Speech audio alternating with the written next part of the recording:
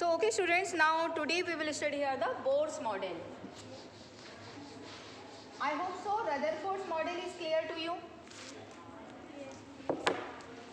Now let's see Bohr's model. Now beta, there is one drawback of Rutherford's model of an atom. Rutherford says that electrons revolve around the nucleus in a circular orbit. In order to overcome the objections raised against Rutherford's model of the atom, Niels Bohr put forward the following postulates about the model of an atom. So what he said, so though he had accepted this concept that electron revolve around the nucleus, but he was not totally agree with that. What Bohr said that only certain special orbits known as discrete orbits of electrons are allowed inside the atom. Okay, so Bohr has given concept of discrete orbit.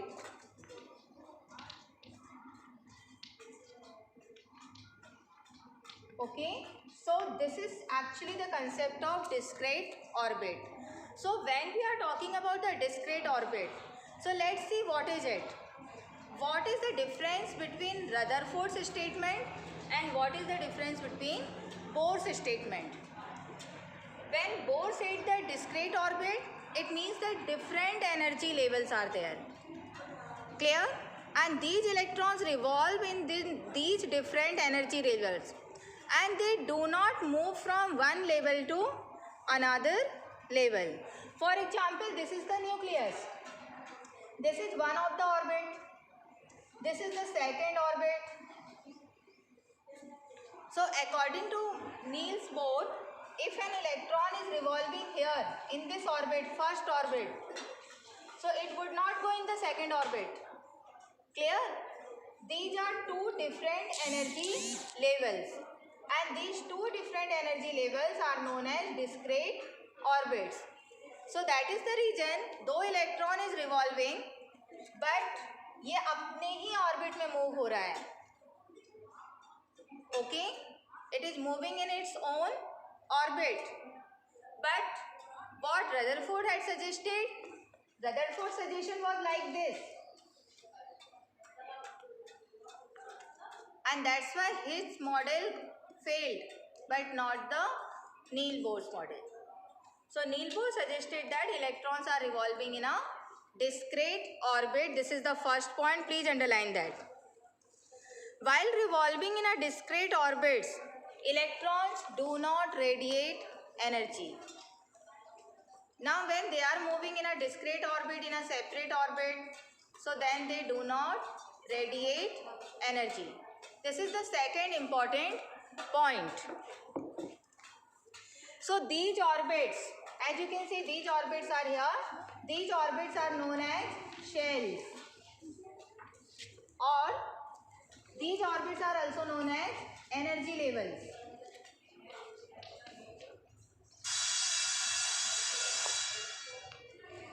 We also call them orbits, we call them shells, we call them energy levels.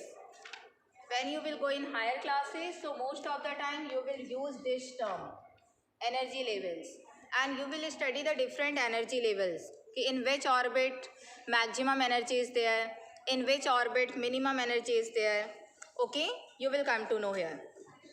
Now Bohr started counting the orbits, the orbit which is near to the nucleus. For example, this is nucleus and this is the first orbit. So he gave number 1. Then this one is the second orbit. This one is third and this one is fourth. So whenever it is said that first orbit, so first orbit means near the nucleus. Got it? And then subsequent orbits are there. 1, 2, 3 and 4. Then he designated them using letters. And these letters are what? These orbits 1, 2, 3, 4 are designated using letters. KLMN. So this is the K shell, L shell, M, N, and so on. Got it? Clear? So now in this case, K shell or first cell, L or second, M is the third cell, N is the fourth cell. So this is the Bohr's model of an atom. Got it? So this is about Bohr's model, and now you know that once the discovery of electron and proton was made, then after that in 1932, J. Chadwick discovered another subatomic particle, and this subatomic particle had no charge and a mass nearly equal to that of a proton. When mass was calculated, that mass was just equal to the mass of proton. I will not say identical mass, yeah, approximately is equal to the mass of the proton, and it was eventually named as neutron because it has no charge. Clear? So in general, a neutron is represented by letter N. It has no charge, means no positive charge, no negative charge, so it is neutral in nature. But the mass of this neutron is approximately equal to the mass of the proton. Not identical, but it is approximately equal to the mass of the proton. So this was the third particles in 1932 discovered by J. Chadwick. So now how many particles are there? 3 particles. Okay. So the Dalton's theory, atom is indivisible. Now it is nowhere. Now we can say that atom is divisible. Atom contains at least 3 subatomic particles. So now the number 3 are there only, or some changes are there right now? Recently any changes are there? Any one of you, any changes there recently? Yes, beta. If you will study, you will find that many more particles are there. Okay, you will get many more numbers. For example, like positron. This is also the name of the particle. But though we are not studying about them and we are just studying about these particles, proton, electron and neutron. Yes, beta? Photon. That is the energy. You know? So just see that about photon we will study afterwards. So now we are looking here proton, electron and neutron. Because proton and neutron, obviously they give the mass of the atom, and chemical properties of an atom are due to electrons. So this year 9 and 10 basically we will study the proton, electron and neutron. Even in 11th, 12th and in higher classes also we only study about these particles. Because properties, characteristics totally depend on all these particles, and rest of the particles which we have studied like positron. So अभी तक इसका कोई बहुत ज़्यादा जानकारी नहीं है, बहुत ज़्यादा importance नहीं पता है. Okay, so how electrons are distributed in different orbits? How electrons are distributed in different orbits? So this was given by Bohr and Bury. So we call that as a Bohr-Bury scheme. Bohr-Bury scheme. Okay. So electrons are present according to this only.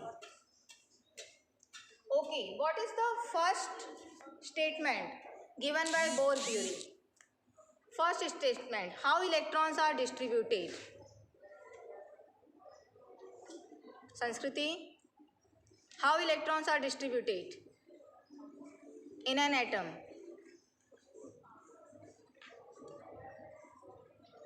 Any one of you, beta? How electrons are distributed? Which rule governs it? 2n square. So why you are quiet? You know well. Okay.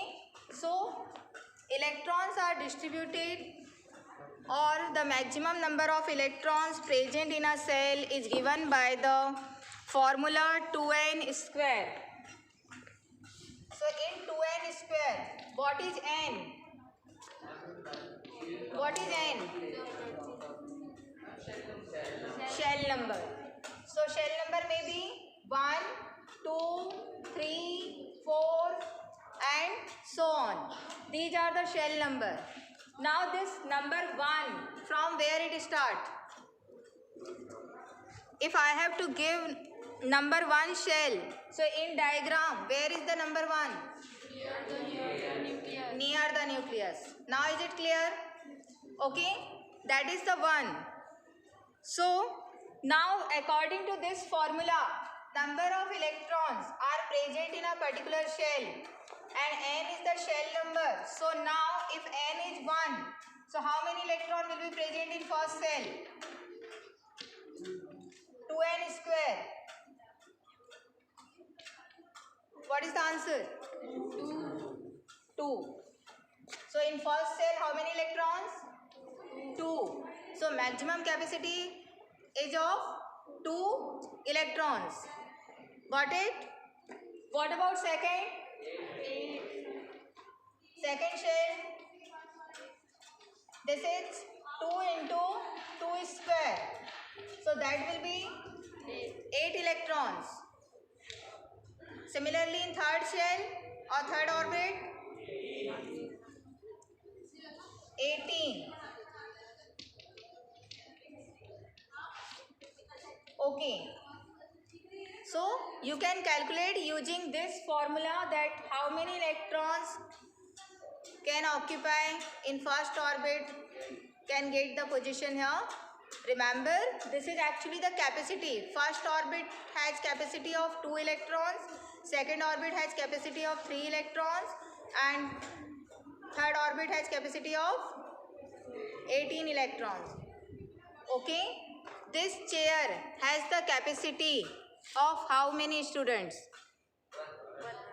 1. Got it? In your class, few desks are there where only 2 persons can sit. So that has the capacity of 2.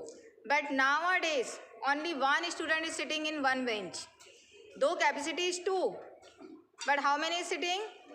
Only 1.